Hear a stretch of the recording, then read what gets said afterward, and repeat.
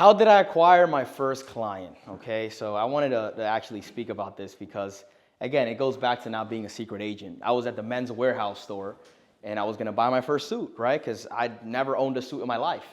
So I walked in there and the gentleman, his name was Alex, was also very young. And we had a conversation. I told him I was in real estate. He told me that he just, started as a salesperson at Men's Warehouse. We connected. And then he told me, well, actually, my mom is actually looking to purchase a house, but she's already working with somebody. And I was like, yeah, okay, well, how's it going? Is she satisfied? She was like, actually, they've been looking for a while. They really don't like the way that, it's going. So we could exchange information to keep in touch. And that's exactly what we did, right? A few months later, I actually managed to help them buy a house. And now still to this day, they remember that, they thank me for it, and they refer me clients. Just from me letting him know, like, hey, I'm doing this. That's it. It's that simple. Be all right with being that person. It's okay to just let somebody know what you do. That's the only way that they're actually going to see how you can help them, right? So that was my first client, Men's Warehouse. Second client, video message after open house, right? So this is something that you guys could do, right? You meet somebody at the gym, you help them out with something, you exchange information. Then the next day, you send them a video of you doing something. It's like, hey man, I thought about you when I was doing this, whatever. It could be anything. For me, I was at an open house. They told me that they wanted to sell their house. I wasn't able to set the appointment at that moment. But once they left, I sent them a video. I just said, hey, Patricia, it was so nice to meet you. Anything that I could do for you guys, please let me know. And that was really it. And then they said, oh, well, actually, why don't you come over, right? And then I ended up selling their house within 48 hours for $30,000 over asking. And that's how it started. Now I'm building my reputation. I'm building my name. And a lot of the things that I got from all of these clients were, wow, Jose, you're so personable. Just be okay to just be loose and talk to people. It's all right. Don't be so stuck on the judgments that everybody has on you. Oh, I don't want this person to think of me as this way. Fuck that, bro. You're assuming. Most people are so focused on themselves. They're not thinking about you. What was the most boring job I had? Anybody want to guess? Most boring job I worked at? Nah, it wasn't at McDonald's, although that McDonald's job was pretty boring. But it got lit in the back, I'm not going to lie. Nah, bro. You guys probably would never guess, though. It was fucking Sears, bro. Most boring job I had, bro. I remember Christmas, man. I mean, it was just old people and Christmas trees, and I just wanted to get the fuck out of there. Prospecting. Script, I talked about this, right? Script practicing, role-playing. Building your database, right? When you're having a conversation with somebody, do you have a CRM that you're actually plugging these people into? Or are you just having a conversation with them and then just forgetting about these people, right? You're building an actual business. That's your business. If I wanted to sell my real estate sales business, I would be selling my database. Just like when a doctor sells their practice, they sell their database, right? You're selling your database. That's what's worth something, your CRM. So collect names, collect phone numbers, collect emails, and then develop a system where you can continuously follow up with them.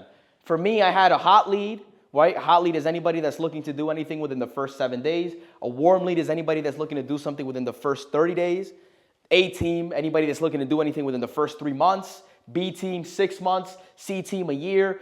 D team, anything 2 years and above. And then I would have a specific way of following up with them.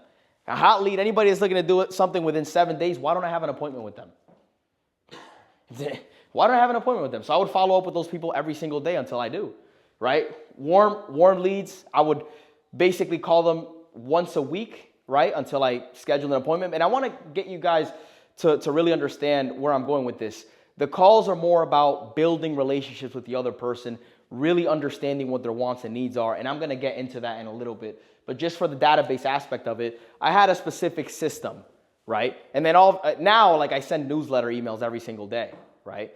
Newsletter emails every single day, I'm going to need their emails to do that, right?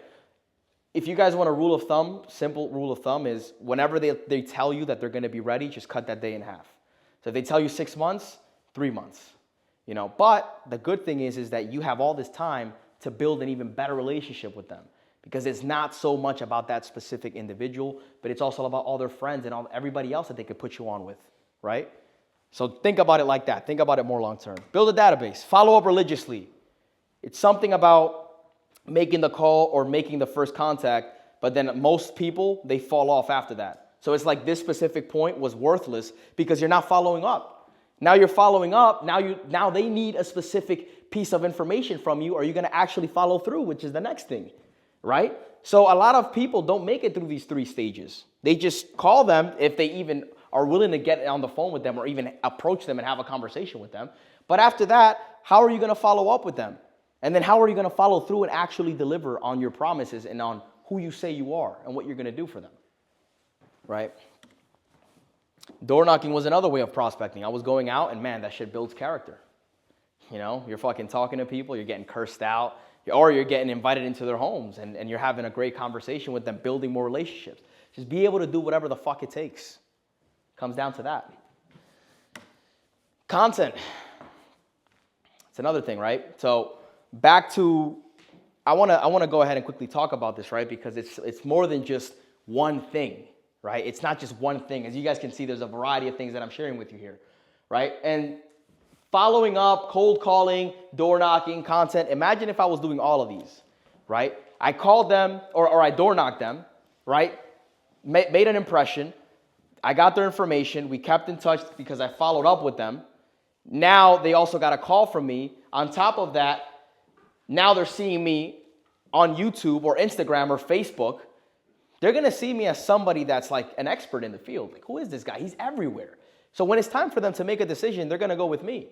When I bought that 10-unit building, actually, I had a great conversation with the guy because I knew a lot about my product, right? I knew exactly what I was doing, and he felt that. I was giving him value up front because he was really interested in this specific deal that I helped him buy. I knew so much about the owner, their situation, what they were looking to do, even to the point where if you guys are familiar with real estate, sometimes there are specific tenants in the property and they're gonna want cash for keys to get the fuck out. So I had a great relationship with the tenant and I was able to do that for them, you know? So I got them out, and on top of that, when I sent them an email as I was just, transacting with them, he saw my YouTube handle on the email signature and he clicked on it. And then he saw me doing a video about real estate. Don't know exactly what video it was, but it was a video. And then he said, "Oh, wow, man, you remind me of me when I was younger." It's exactly what he said. And guess what? We were sitting in his car one day and he was telling me, "Man, like, we're talking about like what our strengths are, what we're doing, and how we could potentially do business." And then I said, "Yeah, man, like if we do a deal, that'll be great." And he's like, "No, not if, when." 2 weeks later, we were already working on our first deal together. And that ended up being a commercial property that we bought for $800,000. We were all in at 1.3 and a half. And then it ended up appraising for 2.8, right? So that was how I made my first $1 million in equity, right? It's interesting how your life can change so drastically if you're doing all these little things, because you never know where it may come from. Just fucking do it all, right?